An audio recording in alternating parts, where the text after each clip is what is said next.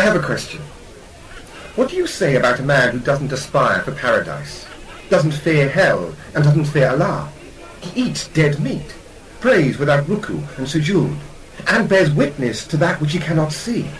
He hates the truth and loves trials. He escapes and runs away from mercy.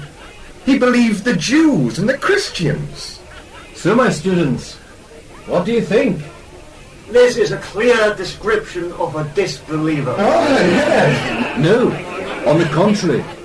This is the description of a pious man. He aspires for the Creator of the heavens and fears the Creator of hell, and he fears no injustice from Allah. He eats fish, and he prays the funeral prayer. He bears witness that there is no God but Allah, and that Muhammad is his messenger, yet he hasn't seen either. He hates the truth, which is death, because he wishes to obey Allah for longer. The trials are his children and money. Mercy is the rain, and he believes the Jews when they say the Christians have nothing to stand for, and he believes the Christians when they say the Jews have nothing to stand for. In this incident, Abu Hanifa found a reasonable explanation for each situation where there didn't seem to be one. This was a combination of always thinking good of people, as well as seeing things which others would innocently miss. His amazing insight would help his students develop their thought and intelligence. With this group of students, Imam Abu Hanifa codified Islamic law. Previous to this, the rules that governed Islam were preserved through oral tradition and had not been codified into any coherent discipline. There were no methods of reasoning, no rules for the derivation of orders, no grading of traditions, and no principles of analogical deduction. Imam Abu Hanifa was aware that Islam had spread to far and distant lands, and a new multitude of situations connected with Islamic law had arisen, which could only be dealt with through some legal code. His extensive experience with trade and public affairs acquainted him with the legal requirements of the society of the day. He was constantly receiving hundreds of legal questions from all over the Islamic world, and was fully aware of the mistakes of the jurists. Both of these strengthened his resolve to put a legal system in place. A delicate and gigantic project, Imam Abu Hanifa undertook it with all the intelligence and wisdom that had come to symbolize him. He surrounded himself with specialists in all the Islamic disciplines, forming a board of his most trusted students. No conclusion was ever recorded unless all the members of the board were present and the decision was reached unanimously. Thanks to this compilation, Imam Abu Hanifa's school became a veritable law college, whose alumni were then, in turn, appointed in large numbers to judicial and administrative posts. Unfortunately, no works of Abu Hanifa himself remain with us today. Instead, we have the writings of two of his foremost students, Abu Yusuf and Muhammad Hassan al-Shaybani, who presented the legal questions dealt with by Abu Hanifa in a more detailed manner with elaborate annotations. Imam Abu Hanifa pioneered the formulation of the rules of deduction, which made Islamic law a regular science. It was an astonishing achievement, which no other man was capable of at a time when the religious sciences were still in their infancy. The beauty of Imam Abu Hanifa lay in his ability to accept criticism and disagreement from his students. Motivated solely by a search for the truth, he would often say, "This is our opinion. It is the best we can determine. If anyone comes with a better position, he is more entitled to be correct than we are." It is a famous point of fact that Imam Abu Hanifa's two foremost students, Abu Yusuf and Muhammad Hassan al-Shaybani, differed from their teacher in many rulings. The legal system that came to be known as the Hanafi school spread all over the Islamic world. The Hanafi school became the main legal system from Asia Minor to Bukhara. Most rulers of Islamic empires and countries followed the system. The decline of the Abbasids saw various dynasties rise to power. The powerful and warrior Seljuks, who ruled for a long period the lands between Jerusalem and Constantinople, adopted the Hanafi school.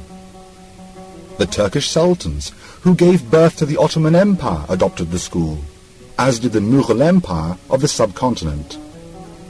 In short, the Hanafi school has enjoyed vast exposure that no other school can match. As a result, Hanafi scholars of latter periods have added much to it, not only by elaborating principles, but also by way of formulating them. Some of the greatest works in legal philosophy were developed by Hanafi jurists. Chief amongst these are works on the methodology of law derivation by Abu Bakr al-Razi al-Jassas in the 4th century, as well as other works later on. This development could not have occurred without the initial stages set in place by Imam Abu Hanifa. Muslims all over the world owe their understanding of Islam and its rules to Imam Abu Hanifa. His derivation of rules in the fields of ritual worship, civil life, criminal systems, penal and revenue laws, contracts, inheritance and wills and other matters are a service that the Muslim world would be at a loss without. His contribution is not lost on other scholars of differing schools. Their praise and respect for Imam Abu Hanifa is undoubted. Imam Shafi once remarked, The person who wishes to excel in Islamic law is bound to be in need of Abu Hanifa. Imam Abu Hanifa is one of the personalities who is divinely guided with deep understanding by Allah. Imam Ahmed bin Hanbal once, while asked about Abu Hanifa, said, Subhanallah!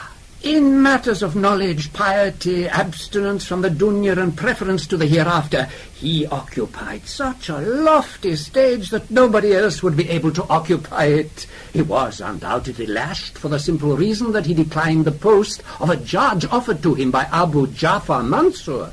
May Allah shower his mercy upon him, and may he attain the pleasure of Allah. Islam is preserved through great men like Imam Abu Hanifa, men who are able to distinguish themselves through their remarkable intelligence and piety. Their amazing ability, gifted to them by Allah, is witnessed by Muslims all over the world, who to this day follow the Quran and prophetic message through the teachings of such men. In a time when religious learning has been relegated to a secondary status, we must remember and understand the true nature of knowledge.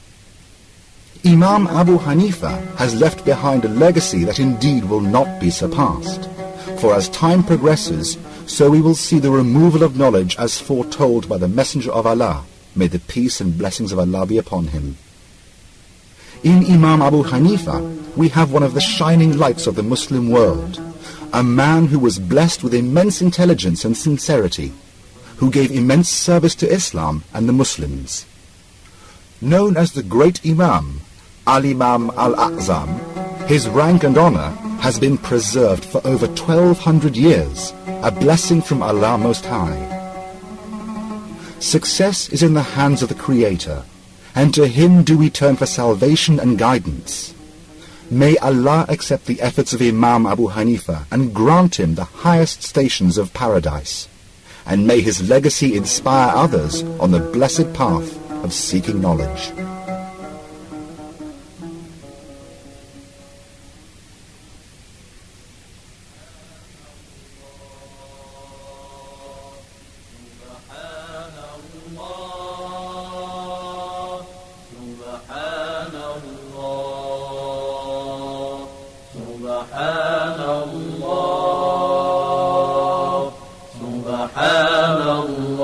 سبحانك ربي سبحانك سبحانك ما أعظم شانك سبحانك ربي سبحانك سبحانك ما أعظم شانك ندعوك ونرجو غفرانك ندعوك ونرجو غفرانك ربي سبحانك ربي سبحانك سبحانك ما أعظم شانك سبحانك ربي سبحانك سبحانك ما